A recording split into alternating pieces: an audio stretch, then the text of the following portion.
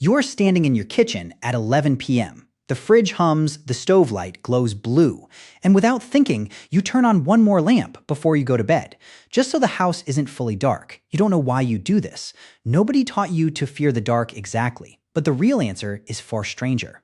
Because that small automatic act, that flick of a switch before sleep, is not a modern habit. It is a memory. A memory older than language, older than agriculture, older than your species even finished becoming what it is today. It is a memory of fire. For nearly 2 million years, something changed in the story of human ancestors. A creature that had always been prey, always hunted, always cold at night, learned to carry a flame. And once it did, it never let it go. Fire moved with the ancestors across continents. It slept where they slept. It sat where they sat. It became, in a very real sense, a member of the group. Why would a wild animal, and that is what your ancestors were, choose to keep something so dangerous, so close? Fire burns, fire kills. A single spark in dry grass can end everything. And yet, generation after generation, humans kept it burning. They fed it, they protected it, they mourned when it died out, and celebrated when it was reborn. This is not a story about survival tricks. This is a story about how fire quietly rewired the human brain, the human body, and the human need to sit in a circle and talk. And by the end, you will understand why you still can't sleep in a fully dark room, why you still gather around a fire pit with friends, and why a glowing screen has quietly become the fire of the 21st century. Start with the obvious question. What did fire actually give your ancestors? Warmth. Yes. Protection from predators. Yes. Light in the dark. Yes. These are the answers most people learn in school. They are true, but they are also incomplete. Because warmth and light do not explain why your brain is 3 times larger than it should be for a primate your size. They do not explain why your gut is unusually short and weak compared to other apes. They do not explain why humans are the only primates on Earth who cannot survive for long on raw food alone. Something deeper happened. And to understand it, you have to go back to a cave in South Africa called Wonderwork. In 2012, a team led by archaeologist Francesco Berna, working with researchers including John Gowlett of the University of Liverpool, examined layers of ash and burned bone deep inside Wonderwork Cave. What they found pushed the timeline of controlled fire use back to roughly 1 million years ago.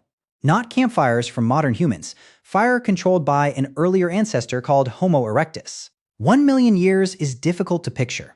So picture this instead. If human history since the invention of writing is a single day, controlled fire use began before that day even started. It began in what feels like an entirely different age of the world. Now, here's the important part.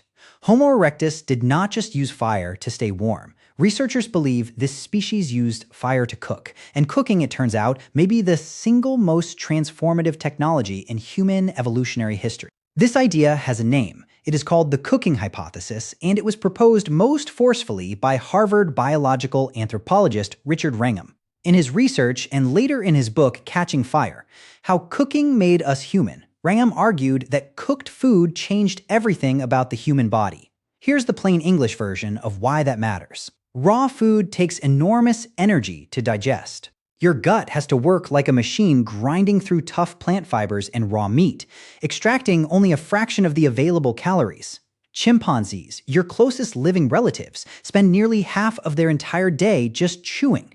Cooking does something remarkable. Heat breaks down the tough structure of food before it ever reaches your mouth. It denatures proteins, meaning it unfolds and loosens them, making them easier to absorb. It breaks starches into simpler sugars. In effect, cooking is digestion that happens outside the body, using fire instead of stomach acid. What does that mean for evolution? It means more calories extracted faster with less physical effort, and extra calories are exactly what a growing brain needs. Because the human brain is expensive. Shockingly expensive. It makes up about 2% of your body weight, yet it consumes roughly 20% of your daily energy. No other organ comes close to that ratio. So ask yourself something. Where did that extra energy come from?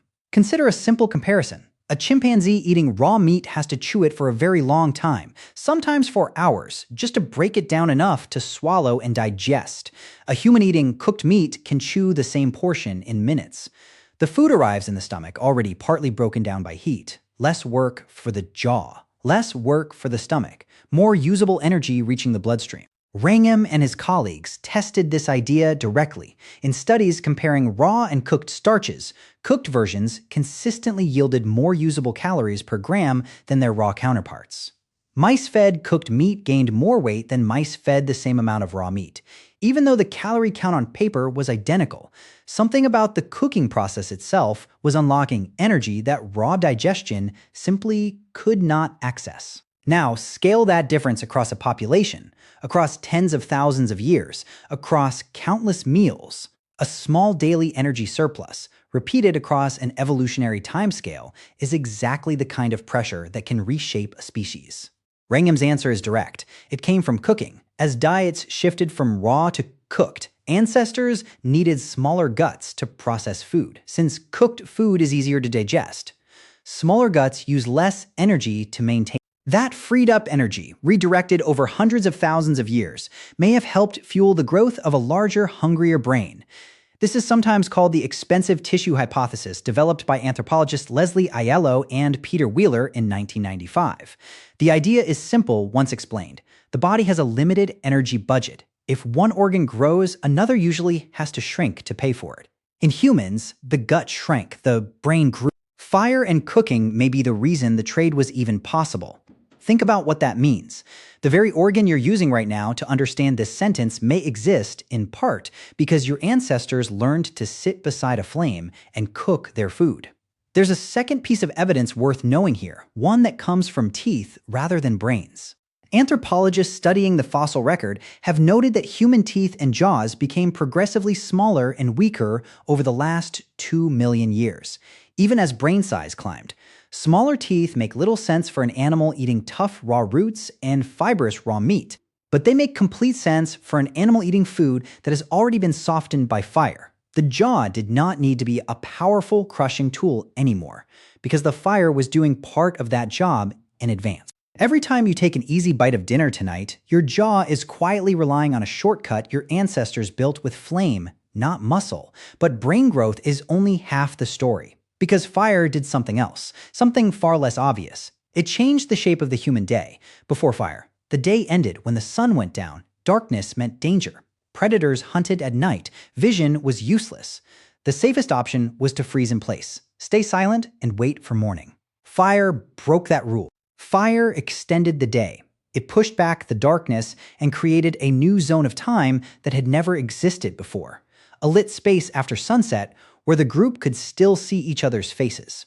And this is where the story takes its strangest turn. You might assume that extra time by firelight was used mainly for practical tasks, sharpening tools, preparing food, basic chores, reasonable guesses. But anthropologist Polly Wisner of the University of Utah decided to actually test this assumption. In a landmark study published in the Proceedings of the National Academy of Sciences in 2014, Wisner studied the Juhanzi people of the Kalahari Desert in Namibia and Botswana, a population living a traditional hunter-gatherer lifestyle that offers a rare living window into ancient patterns of behavior.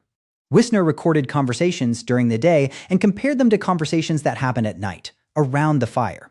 The daytime conversations were mostly practical, complaints, economic matters, gossip about disputes, useful but ordinary. The nighttime conversations, the ones held in firelight, were almost entirely different.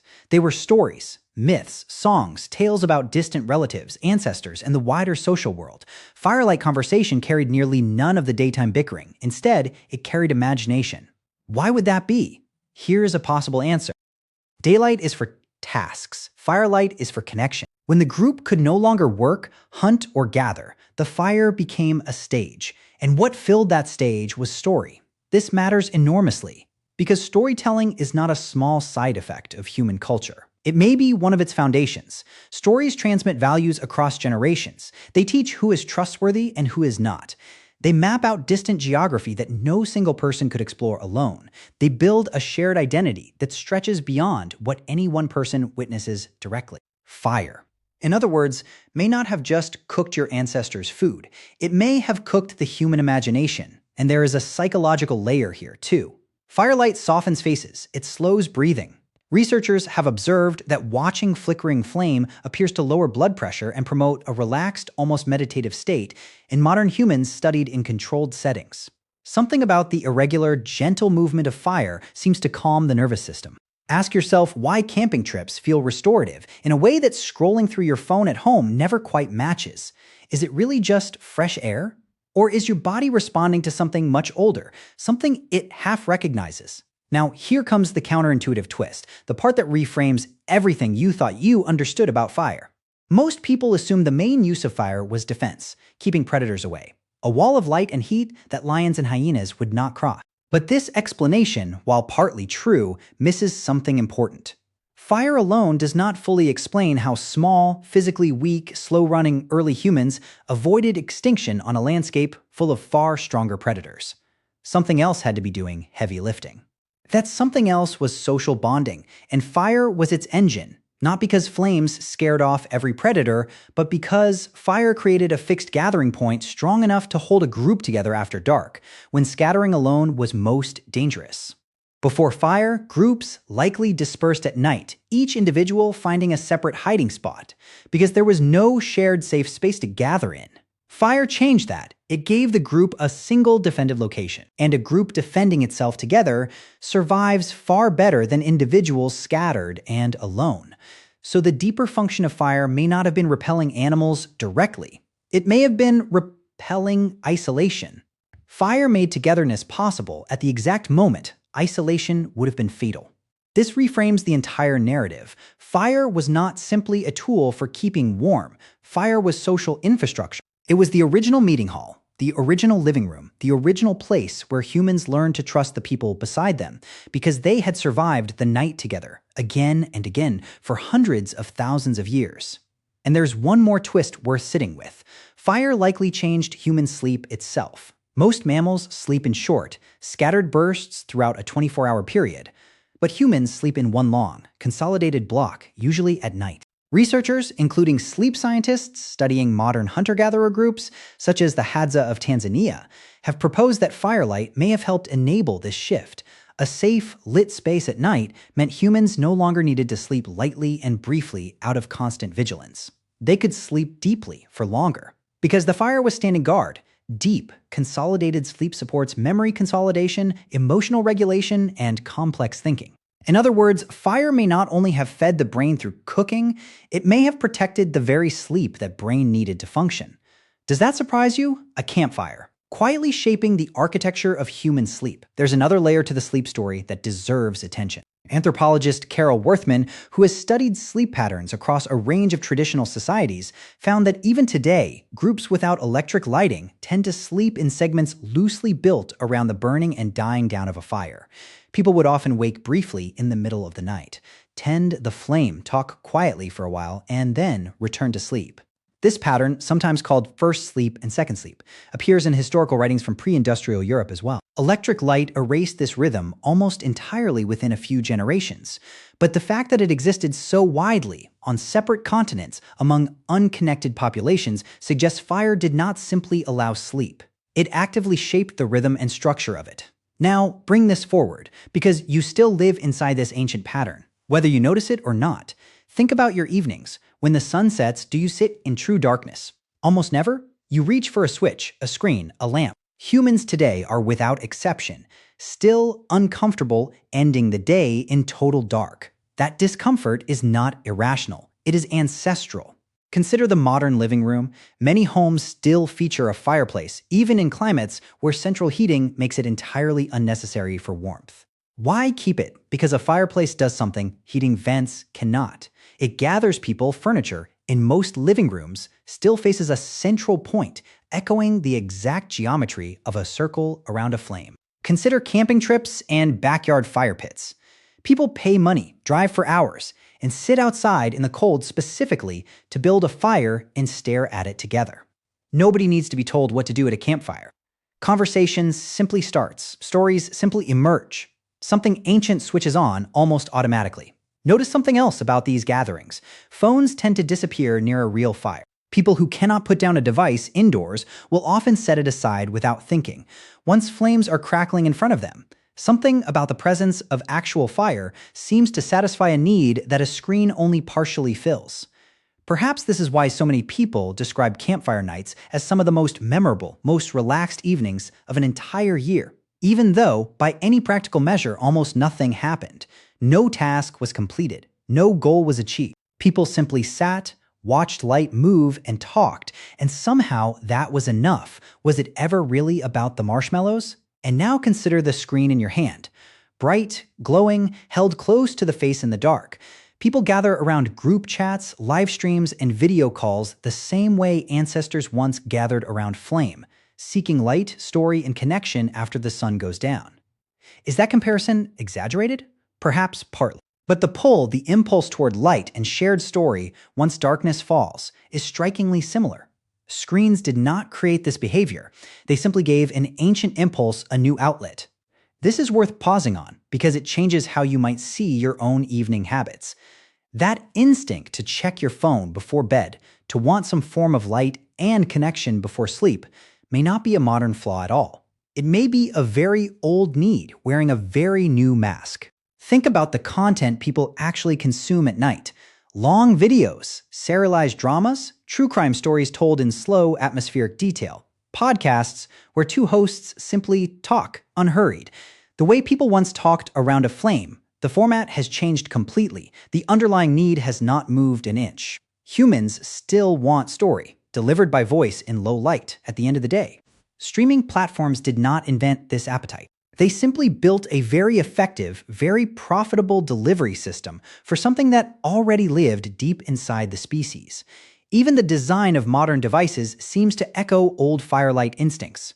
Whether by accident or not, warm-tone night modes on phones and laptops shift blue light toward orange and amber, the same color range as a low flame. Engineers designed these features to reduce eye strain and protect sleep. But it is worth noticing that the solution they landed on was, in effect, to make the screen behave a little more like fire. Fire also explains something deeper about human cooperation. A group that had to keep fire alive had to cooperate constantly. Someone had to gather fuel. Someone had to protect the flame from wind and rain. Someone had to tend it through the night while others slept. Fire required a division of labor, trust between individuals, and the passing of a skill from one generation to the next. In this light, fire was not just a technology humans used. Fire was a technology that used humans in the sense that it demanded and shaped the very social behaviors that later became the foundation of human culture. Cooperation, storytelling, shared responsibility, trust built over shared risk. There is one final piece worth understanding because it explains why fire itself became sacred to so many ancient cultures. Not just useful in many traditional societies, letting the communal fire go out was treated as a serious failure, sometimes even a moral one. Certain groups appointed specific people as firekeepers, individuals whose entire responsibility was making sure the flame never died. Losing the fire did not just mean losing warmth for a night. It meant losing the accumulated skill of relighting it from scratch, which before matches or lighters existed, could take real effort and real luck. A fire carried for years represented a kind of inherited wealth, passed hand to hand, never restarted, never rebuilt from zero. This is likely part of why fire appears as a sacred or symbolic object in so many unrelated cultures across the world. The eternal flame kept burning in ancient Rome by the Vestal Virgins. The sacred fires maintained in Zoroastrian temples for centuries without interruption. The ceremonial fires, still lit today at the start of the Olympic Games, carried great distances before finally being placed at the center of a stadium full of watching people. These are not separate traditions that happen to land on the same symbol by coincidence. They are echoes of the same ancient instinct, the instinct to protect a flame, because losing it once meant losing something that could not easily be replaced. Even the language survives. People still say a relationship has lost its spark, or that someone's ambition has been reignited, or that a community effort needs to keep the momentum burning. Nobody consciously chooses these words because of ancient fire-tending behavior. But the metaphors persist anyway, buried in ordinary speech because they once described something completely literal. So when you ask why ancient humans carried fire everywhere, the honest answer is not simply warmth or safety or cooked meat, although all of that is true. The deeper answer is that fire built the conditions for the human brain to grow, for human sleep to deepen, for human imagination to take shape in story, and for human groups to become bound together by something stronger than blood.